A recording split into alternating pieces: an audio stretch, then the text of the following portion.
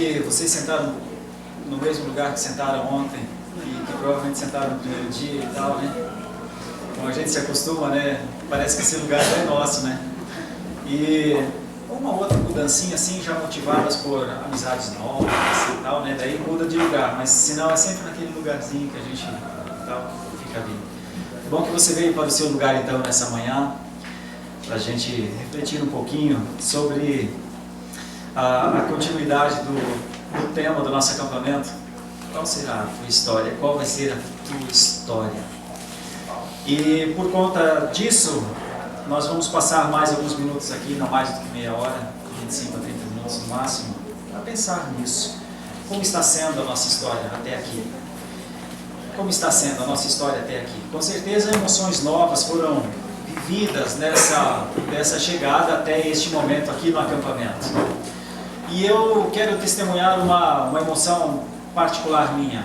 Minha gente, Deus desceu aqui ontem à noite. Amém. Mais forte. Deus desceu aqui ontem à noite. Vou contar para vocês. É que é o seguinte. Olha a minha fita.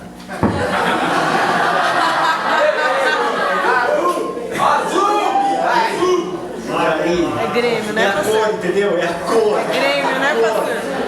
Que barbaridade, que cor é essa, cara? É azul. Aí, né, assim, tinha muitas cores, 4, né? E aí, Serginho estava sentado aqui do meu lado e falou assim: pai, será que a gente vai ter o rosa? Eu falei, não, Deus é grande. E ficamos ali, ele ficou mesmo, não foi, Serginho, que você falou isso? Pai, será? Será? E a gente orou assim um pouquinho ali, aí pronto, cara, quando deu azul, era azul. Poxa, tem que ter alguma coisa nisso, Deus, tem que ter alguma coisa de espiritual nisso. Aí,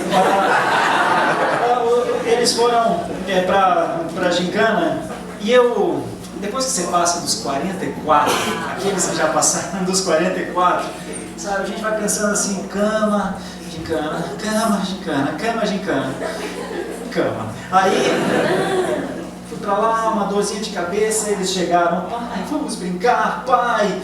Até a minha esposa veio e falou, ó, tem uma conta de matemática lá que ninguém sabe, e tal, e nem o Emerson, se o Emerson não souber.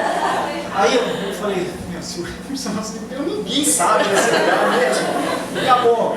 Aí eles saíram frustrados do quarto, que o papai não foi junto com eles, eu pensei, vou orar um pouquinho por eles, né? Vou orar, então, né, para eles, né? E tal. E fiquei lá, Senhor, faz a tua obra. E não é que de repente eu ouço azul. Não, primeiro o sino. Tocou o sino. Assim, meu Deus, né?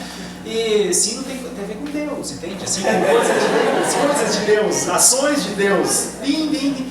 E daí comecei a ouvir o som azul, azul. Na hora me lembrei Renato Gaúcho entrando pela direita. Mas aí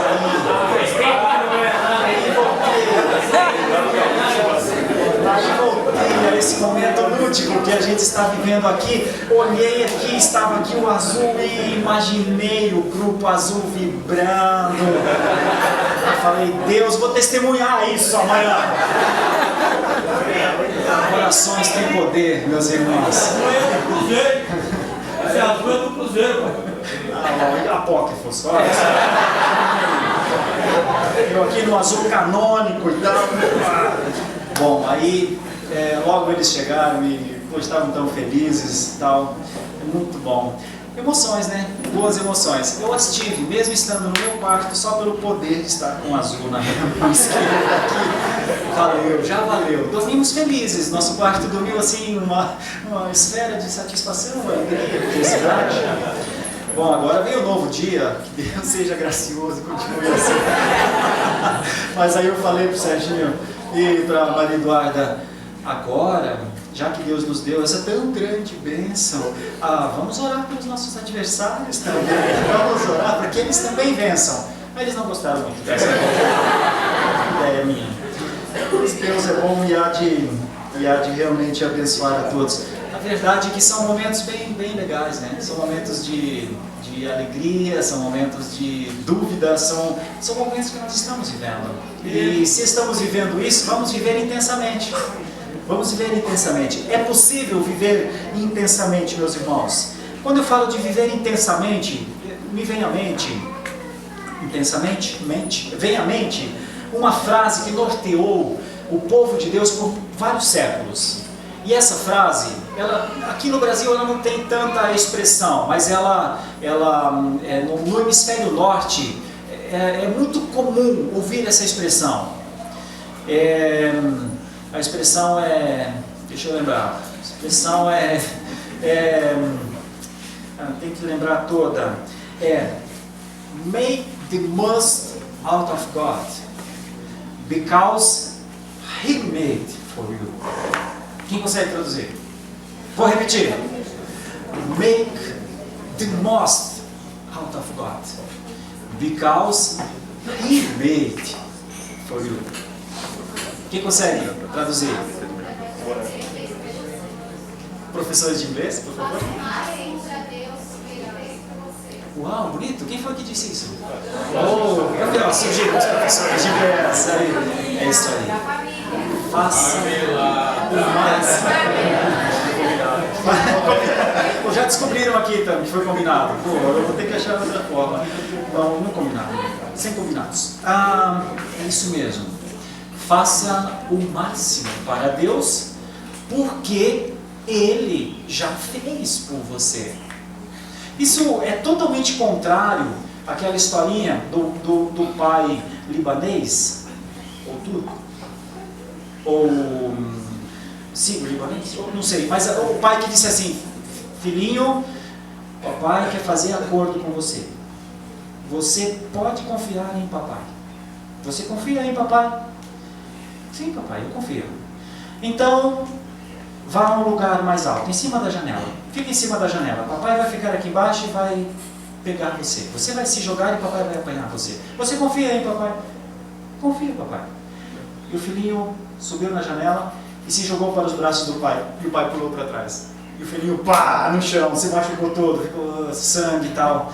Papai, por que não pegou o filhinho? Para filhinho saber que não deve confiar em ninguém.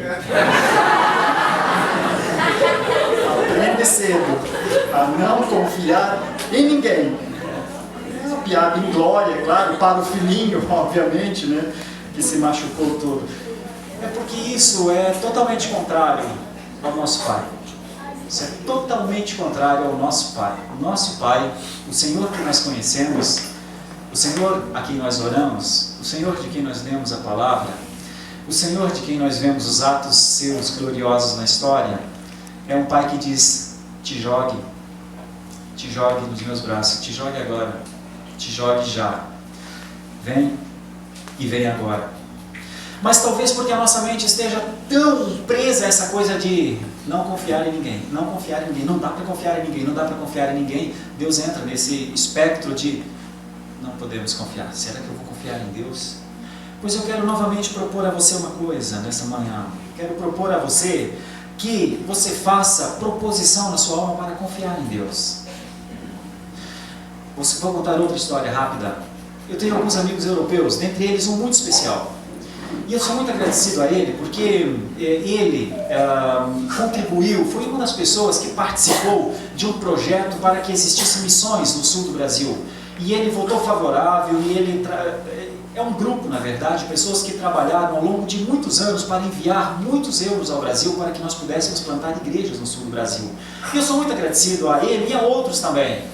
E eu o havia encontrado em 2009, em 2011 eu me encontrei novamente. E então, quando eu ouvi, eu fui e dei um abraço nele, um abraço como eu recebi há uns dias atrás, no Mackenzie, de um amigo meu, chamado Ramon. Ele me viu e mora no sul, veio, me deu um abraço forte assim, e aquilo foi bom, porque eu realmente estava com saudade dele, um bom homem de Deus lá. E isso eu fiz com esse europeu, e dei um abraço forte nele. Isso foi em 2011, e ele estranhou muito o abraço que eu dei nele, e quando então nos separamos assim, ele olhou para mim e falou: Sérgio, você me ama tanto assim?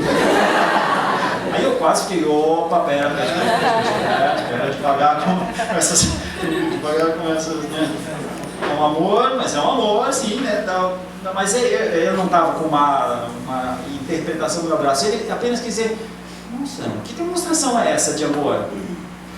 Aí eu disse, eu amo sim, eu sou muito agradecido a ti e tal. Eu falei rapidamente da alegria de reencontrá-lo e vê-lo firme e trabalhando e continuando a fazer coisas por nós aqui no Brasil. Sabe por quê? Porque não tinha um abraço, Max. Não esse abraço assim de dizer, cara, foi importante para mim. Um abraço, Max. É assim, como é que tá? Assim, fazia coisa assim, joinha. Nós estamos vivendo no joinha. A maior demonstração nossa de amor é um joinha. Cara, esse negócio não é legal, porque de alguma forma parece que nós estamos tão inibidos, talvez porque realmente não confiamos mais em ninguém. Mas eu quero propor a você nessa manhã a refletir sobre a possibilidade de confiar em Deus, de confiar nas coisas que Ele falou. Sabe, uma das coisas que tem motivado a minha vida ao longo desses anos, e eu digo para você mais depois que eu conheci a Cristo, algumas das minhas motivações, elas são diante de Cristo ainda. Por exemplo, eu venho do meio das comunicações, mas eu venho de uma cidade interiorana, nem existe no mapa, e eu fazia rádio lá, mas uma coisa Deus já tinha colocado no meu coração, faça bem, faça bem. E eu lembro que isso fez algum sentido naquele tempo em que eu estava lá.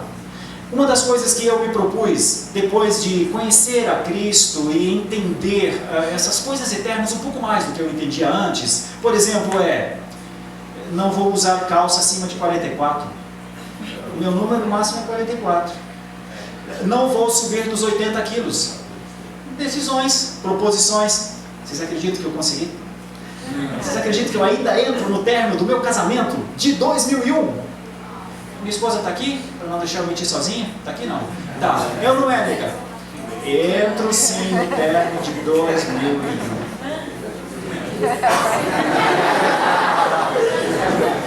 Não é fácil. Eu vou para as casas dos membros de Santo Amaro. Meu Deus, quanta lasanha! Meu Deus, quanta comemoração de PG! Mas eu tenho um compromisso, eu tenho um acordo, uma proposição. Uma das outras proposições minhas é fazer com todo o coração. Eu sou um alemãozão, você já me conhece um pouco? Eu sou meio friozão em muitas áreas, mas algumas eu elegi para me entregar, para fazer com o máximo que eu puder. Dentre estas áreas, além dessa de ficar dentro do número 44, dos 80 quilos, está em, eu sou pastor, então eu vou pastorear. A minha função é servir, então ao serviço. Eu sou pregador da palavra, então vamos estudar. Eu sou um servo nesses tempos atuais para propagar o Evangelho, cadê minha trombeta? Porque se eu fui chamado para isso, eu tenho que fazer, e tenho que fazer. E eu não faço isso para prestar contas a homens. É um propósito de querer fazer o melhor ao Senhor. Isso quer dizer que eu consigo fazer? Não quer dizer. Isso quer dizer que eu seja um bom pastor? É claro que não. Isso quer dizer que eu seja um bom pregador? É claro que não. Isso quer dizer que eu sou uma pessoa melhor? Não, não é não. Mas arde alguma coisa no coração por querer fazer. Pois eu quero despertar o propósito em você de querer fazer o melhor para o Senhor. Como os nossos irmãos de fé, por vários séculos, disseram, pais para filhos, filho meu, make most out of God. E a criança crescia com isso. Because he made for you. Porque ele fez isso com você. Então a criança queria crescer fazendo o melhor para o Senhor, porque sempre lembrava que Deus tinha trabalhado, tinha feito, e tinha dado a sua família, e tinha dado a subsistência. Então a gratidão movia a fazer as coisas para o Senhor. Percebe? Eu quero te levar a refletir sobre isso. Se você tem motivo para glorificar o Senhor por tudo aquilo que o Senhor fez por ti, que tal pensar em fazer o melhor para o Senhor? Porque Ele fez o melhor por ti. E eu vou falar nesses próximos 2 versículos de uma coisa que Deus fez por você e por mim. Deus fez um acordo. Deus fez um pacto. Deus fez um compromisso com os nossos ancestrais para que chegasse até nós hoje. Você já ouviu falar disso? Eu vou te mostrar rapidamente. Primeiro mostrando os versículos que nós estamos trabalhando. O primeiro é o versículo 1. A todos vós que tendes sede, vinde às águas, e vós os que não tendes dinheiro, vinde comprar e comei. Sim, vinde e comprai, sem dinheiro e sem preço, vinho e leite. Note que você tem aqui água, vinho e leite. E a proposta de Deus vem sem dinheiro, porque é de graça, é a sua subsistência. Mas aí uma observação, tem gente gastando, se gastando, achando que vai encontrar essa subsistência em coisas erradas. E precisa retornar imediatamente desse ponto, para o seu próprio bem. Porque você vai ver lá na frente, é a sua alma. A sua alma viverá ou morrerá. Olha, isso é muito sério, nós vamos falar mais à frente. Tem palavras como extinção, corte, riscos. Isaías 55 vai tratar disso, então está dando condicionais. Viu? Olha para isso e olha agora. Aproveita o tempo. É agora. Não gasta naquilo que você não vai encontrar a satisfação. Pronto, Isaías 55, 2. Eu vou trabalhar hoje Isaías 55, 3, 4 e 5. O 3 diz o seguinte: inclinai os ouvidos e vinde a mim. Ouvi, olha só a palavra, e a vossa alma viverá. Se a palavra de Deus está dizendo que a vossa alma viverá, também pode ser que ela morra, que ela pode morrer. Mas olha a promessa, olha a forma como Deus está tratando isso. Inclina o teu ouvido, vem a mim, ouve, sua alma viverá. Porque convosco farei uma aliança perpétua. Essa palavra aliança perpétua é a sua bênção. É você estar dentro de uma aliança. É você estar dentro de alguma coisa que foi comprometida, que foi acordada e que foi cumprida. Às vezes bem, às vezes não tão bem, pelos nossos ancestrais. Nós vamos ver isso. Que consiste nas fiéis misericórdias prometidas a Davi. Viu? Deus sempre amou a todos, mas eu admiro muito o jeito de Deus amar a Davi. Porque Deus dava a Davi a condição de ele confiar no Senhor. Davi era um homem que acertava e que errava. Mas Deus sempre deu uma oportunidade para Davi deixar aparecer dentro dele as suas maiores virtudes. E elas vinham. E Deus comprometeu-se com Davi. Então note que as promessas são essas. Isaías 55, 4. Eis que, falando de Davi, eis que eu o dei por testemunho aos povos, como príncipe e governador dos povos, para ser uma espécie de luz na existência. Eis que chamarás a uma nação que não conheces, e uma nação que nunca conheceu correrá para junto de ti, por amor do Senhor. Olha a palavra Senhor em caixa alta. A palavra Senhor em caixa alta quer dizer Yahvé. Yahvé é o Deus do pacto. Yahvé é o Deus da aliança. Yahvé é o Deus do compromisso. Toda vez que aparece Yahvé, Senhor, caixa alta, é a palavra hebraica, o tetragrama, chamado Yahvé.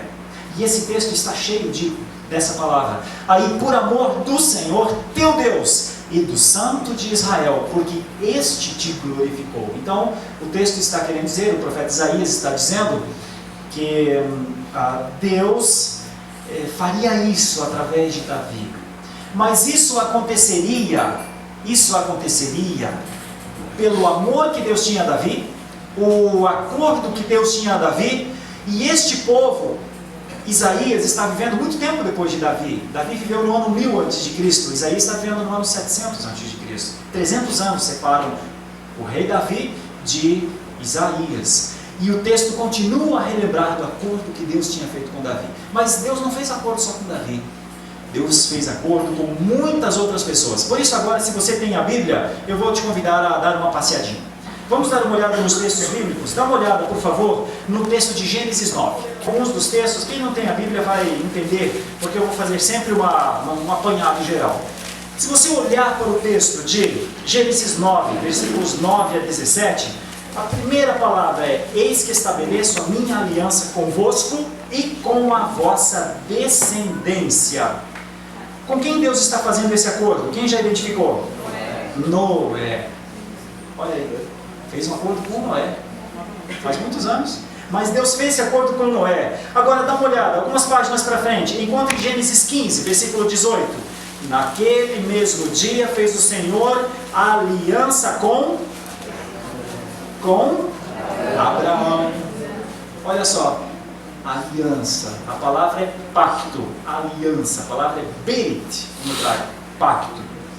Por que será que Deus fez com Noé uma aliança? Por que será que Deus fez com Abraão uma aliança? Aqui, Deus está fazendo aliança com Abraão por prosperidade, por subsistência, por vitórias em tempos muito difíceis. Mas logo à frente, dois capítulos à frente, em Gênesis 17, versículo 2, Deus continua fazendo uma aliança com Abraão. Farei uma aliança entre mim e ti multiplicarei extraordinariamente. Agora, Deus está fazendo uma aliança com Abraão pelos seus filhos. Deus fez aliança com Abraão, mas implicava os filhos de Abraão. Aplicação rápida. Se você tiver este acordo com Deus, seus filhos são beneficiados, tu sabes? Seus filhos. É claro que nós, jovens de 20 e poucos anos, ainda não pensamos em filhos, muitos de nós, claro. Mas eles vêm, viu? Eles vêm. E quando eles vierem, de quem eles serão? É aí que você tem que definir hoje a história dos seus filhos. Entrei no tema. Demorou, estava achando aqui como é que eu vou entrar no negócio de fazer sua história. É isso aí, a história dos seus filhos depende de ti hoje. Qual vai ser a tua história na vida dos teus filhos? Qual vai ser o teu papel na história da tua família? Bom, veja como Deus está fazendo acordos, pactos. Primeiro ele faz com Noé, depois ele faz com Abraão. Agora veja Êxodo 2:24. Eu estou caminhando para frente, você vai ver que sempre você vai folhear versículos para frente. Êxodo capítulo 2, versículo 24. Ouvindo Deus o seu gemido, lembrou-se da sua aliança com Abraão, com Isaac e com Jacó. Interessante que nós não... A aliança é com Abraão, mas os filhos são Isaac e são Jacó. E o que era isso? Deus lembra sempre do acordo que fez. Aplicação para hoje? Deus lembra do acordo que fez com Abraão, com Isaac, com Jacó, com as 12 tribos de Israel, com Davi, com Salomão. Deus lembra do acordo que fez com o povo, para que o povo voltasse a adorá-lo. Você acha que Deus se esqueceu do acordo? Não. E você é a herança disso. Você é um herdeiro disso. Então, você pode pensar que não tem nenhum acordo com Deus. Mas Deus tem um contigo. Eita. E agora? E agora? Que acordo é esse, pastor? O que eu tenho que fazer nesse acordo? Primeiro eu estou apontando para você os fatos históricos, como isso aconteceu. Deus tem um acordo com o seu povo desde os tempos mais antigos e vai se aproximando, quer ver? Sai aqui do tempo de Abraão, vai para de Abraão, de Noé, agora vai para Êxodo 24. Você vai ver outro acordo e a continuidade do acordo. E tomou o livro da aliança e o leu ao povo, e eles disseram: tudo o que falou o Senhor faremos e obedecemos. Então tomou Moisés aquele sangue, eu estou em Êxodo 24, versículo 8. Então tomou Moisés aquele sangue e o aspergiu sobre o povo e disse: eis aqui o sangue da aliança que o Senhor fez convosco a respeito de todas estas palavras. Aqui é o suficiente. Moisés relembra o povo do acordo. Note que Deus sempre se lembra do acordo, mas o povo não esquece. Então ele pega o livro e toma e lê e diz: ei, o Senhor está cumprindo a parte dele, mas a gente não. Vamos nos propor de novo? Vamos cumprir tudo que o Senhor disse que era para a gente fazer? Vamos agora fazer? Note, é aqui que começa a ter essa espécie de contrapartida no acordo. Sempre a palavra de Deus está no meio para lembrar o homem que Deus tem um acordo com ele. E vai se aproximando. Aí veja Levítico, capítulo 26. Levítico 26, versículo 42. Levítico 26, versículo 42. Então me lembrarei da minha aliança com Jacó, e também da minha aliança com Isaac, e também da minha aliança com Abraão, e da terra me lembrarei. É o suficiente para você ver que Deus está dizendo: eu não vou me esquecer. Amigão, se Deus disse que não vai se esquecer do acordo que Ele tem, Você acha que ele vai? Ele disse, não vamos esquecer, eu me lembrarei. O tempo passa, vai chegando cada vez mais para perto de nós. Veja Deuteronômio, capítulo 4, versículo 23. Deuteronômio 4, 23. Guardai-vos, não vos esqueçais. Olha só. Guardai-vos, não vos esqueçais da aliança do Senhor, vosso Deus, feita convosco, e vos façais alguma imagem esculpida, semelhança de alguma coisa que o Senhor, vosso Deus, vos proibiu. Então, quando você vive no mundo de hoje, totalmente idólatra, cheio de imagens para todos os lugares, é por conta de gente que esqueceu disso. Havia um acordo, Deus disse, não façais nenhum tipo de imagem, mas o homem, talvez por nem saber do acordo, se esqueceu. Ou por não saber, ou por não ter sido ensinado. Ou por saber e achar, o que tem? Semelhante ao fato de você estar em um jardim, caminhando em cima de um jardim, por 1 hora, 2 horas, e de repente ver uma plaquinha lá, proibido pisar na grama. Muitos estão assim, andando pelos jardins, matando flores lindas, surrando a grama, e depois descobrem que tem uma plaquinha lá, proibido pisar na grama. Assim talvez seja o mundo atual em relação à confecção de imagens. E fizeram de imagens seus mediadores, e fizeram de estátuas ídolos para se prostrarem, e projetar vida onde não há vida, mundo perdido, mundo que se perdeu. Mas você está aqui para ser lembrado de alguma coisa que Deus disse. Se você olhar aqui para esse versículo firmemente, você vai ver que Deus diz, não se esqueça da aliança feita, e não façam nada, porque isso está proibido. Qualquer confecção de imagem é proibido. E a confecção dela é uma desobediência crassa à palavra de Deus, um rompimento do acordo, uma desconfiança, uma agressão. Mas eu vou agredir a Deus só por fazer uma oração com uma imagem? Vai, porque Ele disse não faça. E você fez. Ou alguém fez. Você entende isso? O tempo vai se aproximando. Veja, Deuteronômio capítulo 4 agora, ainda no 4, só que o versículo 31. Então o Senhor teu Deus não te desamparará, porquanto é Deus misericordioso, nem te destruirá, nem se esquecerá da aliança que jurou a teus pais. Vale a pena confiar em Deus, é isso que eu estou querendo dizer. Vale a pena confiar no acordo que Ele fez. Mas o tempo passa. Veja Deuteronômio capítulo 7, versículo 9.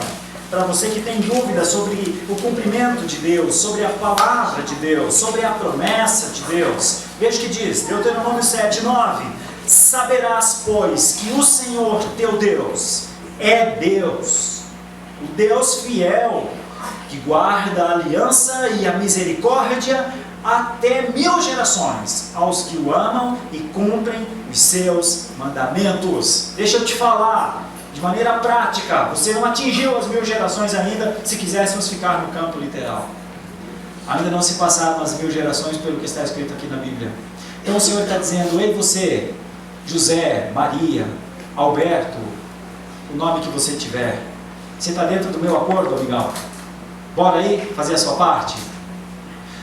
Por isso que esse acampamento tem a ver com esse tema. Qual vai ser a sua história? A sua história vai ser uma história de cumprimento ou a sua história vai ser uma história de negligência diante dos acordos que o Senhor tem contigo?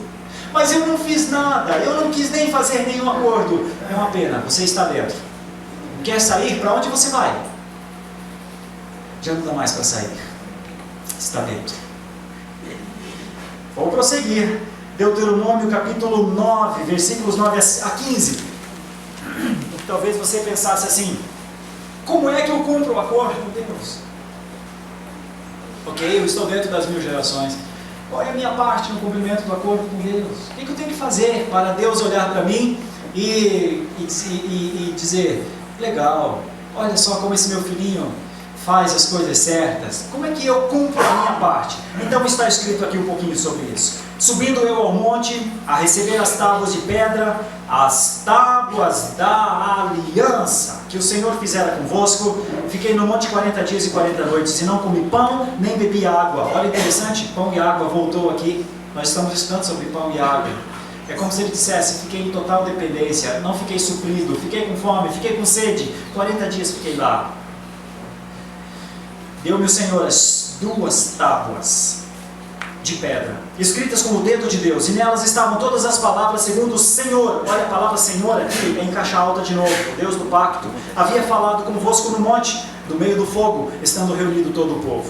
Ao fim dos 40 dias e 40 noites, o Senhor me deu as 2 tábuas de pedra, as tábuas da aliança. E o Senhor me disse, levanta-te, desce depressa daqui, porque o teu povo que tiraste do Egito já se corrompeu.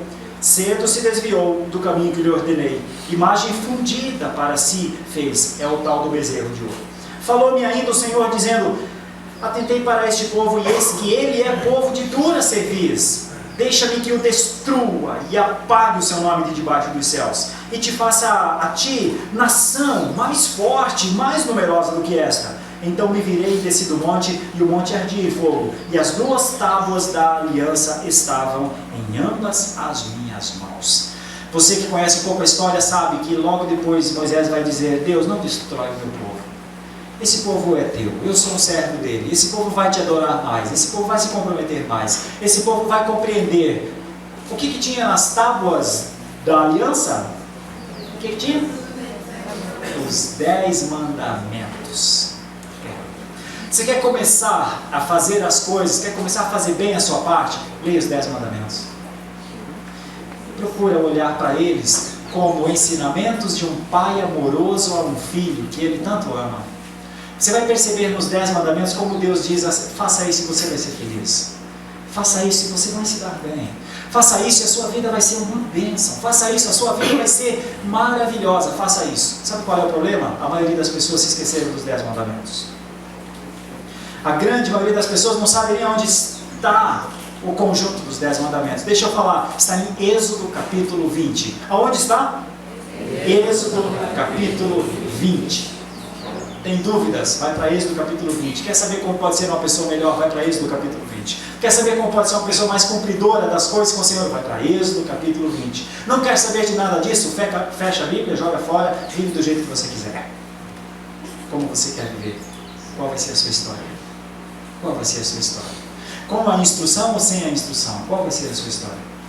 Com a provisão de Deus, que nós já vimos nos versículos 1 e 2, sob o benefício, o privilégio de ser alguém em pacto com o Senhor, ou quer viver de maneira anárquica, espiritualmente falando, ou quer viver como Deus da sua própria vida? Qual vai ser a sua história? Escolhe o que fazer, sai aqui nesse final desse acampamento e faz. Agora veja o que diz o versículo, Deuteronômio 29, versículo 9. Deuteronômio 29, versículo 9.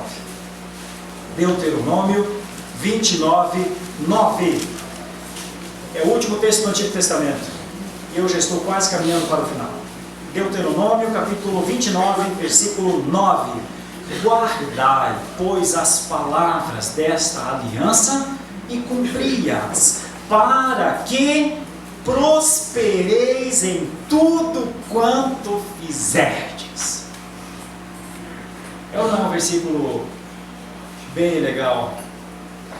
Guarda as palavras da lei, guarda os ensinos, e eu te farei um rolo compressor. Guarda as palavras da lei, e eu te farei água viva para pessoas beberem de ti.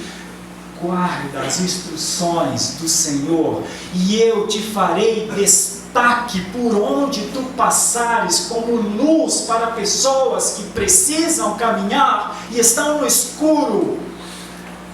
Guarda as palavras da minha lei, e eu te darei força para suportar, levantar, sustentar pessoas que você ama e não quer ver perdidas, sofrendo.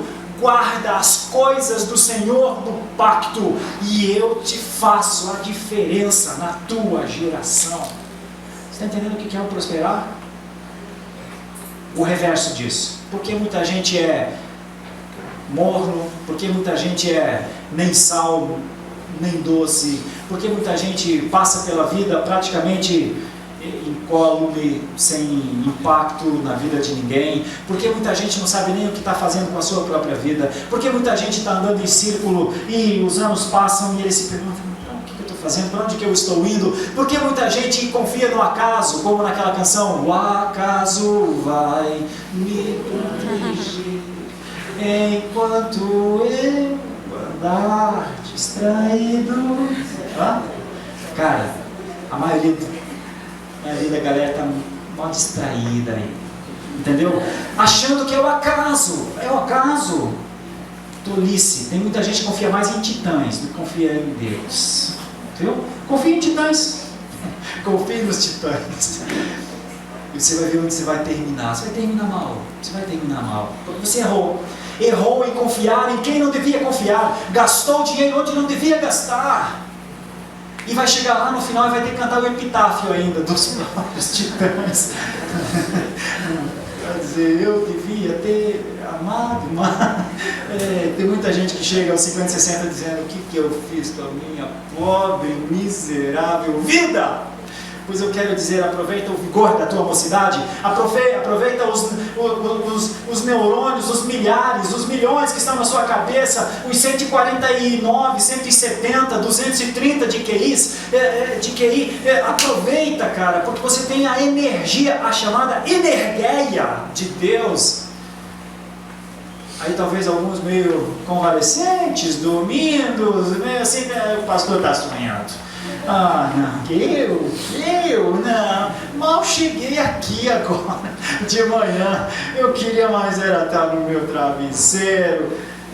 Cara, deixa eu falar para você, você tem uma força tão grande dentro de você, você tem uma condição tão grande de ser obediente ao Senhor, de agradar ao Senhor, de se movimentar em graça na direção do Senhor, de se aproximar dessa luz que brilha, desse alimento que sacia, dessa condição, dessas estruturas de Deus de te sustentar. Mas você fica preso a uma depressão, você fica preso a uma frustração, você fica preso a pessoas. Muitas vezes, ao invés de adorar a Deus, adora uma pessoa. Muitas vezes, ao invés de adorar a Deus, se glorificar e se curvar diante de Deus, se curva diante de uma profissão, se curva diante de uma carreira, se curva diante dos seus ideais, cria ídolos, faz deles deuses, para logo ali na frente estar cansado, exausto, se perguntando: o que eu estou fazendo na minha vida? Eu acompanho pessoas há muitos anos, eu acompanho muitíssimas pessoas assim. Minha função é ir lá, pegar na mão e falar: vamos lá, vamos dar mais um passo, é possível, vamos. Agora eu quero trabalhar contigo essa ideia nessa manhã. Qual vai ser a sua história? A sua história será uma história de viver sob as proteções maravilhosas do pacto, ou vai viver de maneira anárquica? Agora eu vou para o Novo Testamento e vou trabalhar alguns textos só, porque eu não estourarei o meu tempo em nome de Jesus, é propósito. Lucas 22, 20, veja aí, Lucas 22, 20. Eu falo assim: este é o cálice da nova aliança no meu sangue, derramado em favor de vós. Se no Antigo Testamento, os 10 mandamentos eram a maneira de você cumprir o pacto, a forma da lei como um todo, no Novo Testamento Jesus diz: a nova aliança agora é no meu sangue. E então você tem no Novo Testamento o fiel cumprimento do pacto. Porque talvez você poderia falar: meu Deus, os 10 mandamentos, como é que eu vou cumprir os 10 mandamentos? Eu não vou conseguir cumprir os 10 mandamentos, eu sou um pecador, eu não vou conseguir, meu Deus do céu, minha vida vai ser uma vida infernal, porque eu vou ser sempre desobediente, não tem como fazer isso. O que será da minha descendência, dos meus filhinhos, tão parecidinhos comigo? Às vezes isso não é muito bom, mas como é que eu vou fazer eles serem bênçãos verdadeiramente? Aí Deus diz: Cristo vai cumprir, o meu filho vai cumprir. O meu filho cumprirá definitivamente aquilo que talvez você não possa cumprir. Basta confiar a sua vida a Ele. Se quer cumprir o pacto com o Senhor, esse texto, o primeiro texto, começa a dizer: confie em Jesus. Se você não confia em Jesus, você está sim em maus lençóis. Me perdoem por eu ser tão direto, é que talvez eu esteja olhando para pessoas que vão para o céu e outras que vão para o inferno. E talvez você pergunte, Deus, que coração duro desse pastor, ore por mim. Eu oro. Você quer que eu ore? Sem microfone mesmo? Eu oro, mas como eu orei ontem à noite para o Azul, né, e para Né, eu oro se você quiser. Agora, a minha esperança é que você dependa, não de mim, de Cristo. Que você dependa daquele que quer cumprir o pacto em seu favor. Então o elemento fé precisa estar aí. Se você não confia em Cristo ainda, está em maus lençóis, precisa acertar essa história imediatamente, porque senão ninguém poderá fazer nada por você. Pastor, será que o senhor não está sendo muito duro? Eu estou sendo brando. Porque se eu puxar os textos de Apocalipse acerca do que é alguém que não confiou em Deus, e no momento em que o Senhor Jesus Cristo voltar, e essa pessoa não tiver confiado em Deus, você vai se arrepiar, você vai chorar, você vai lamentar, e você se verá dentro de um contexto de perdição. Você quer que eu puxe 10 textos para dizer que se você não for sustentado pelo poder de Deus, você cai e não tem como se levantar de onde está? Você quer que eu puxe os textos que mostrem o que é a ausência de Deus? Que mostrem o que é a densidade do inferno? Você quer que eu puxe 10, 15, 20, 30 textos para dizer que uns vão para o céu e outros não vão? Eu olho para esses textos aqui, você pode ligar de novo para um, e vejo Deus propondo uma graça, dizendo, eu posso fazer alguma coisa por você. Você quer? Qual vai ser a sua história? Veja Atos capítulo 3, versículo 25.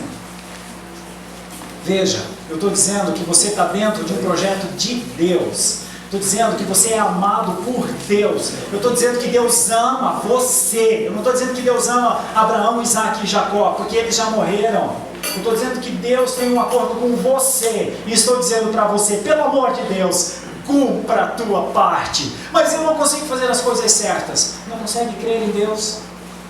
Não consegue crer no Redentor, o Senhor Jesus Cristo? É isso que eu quero dizer. Veja, Atos 3, 25. Vós sois os filhos dos profetas e da aliança que Deus estabeleceu com vossos pais, dizendo a Abraão, na tua descendência serão abençoadas todas as nações da terra. Veja outro versículo, Romanos 11, 27. Romanos capítulo 11, versículo 27. Esta é a minha aliança com eles, quando eu tirar os seus pecados. Seu problema com Deus é o seu pecado. Mas em Jesus Cristo, os seus pecados são tirados. Sabe como é que Deus mostra o seu amor por você? Tirando os seus pecados. Eis o Cordeiro de Deus, disse João Batista, que tira o pecado do mundo.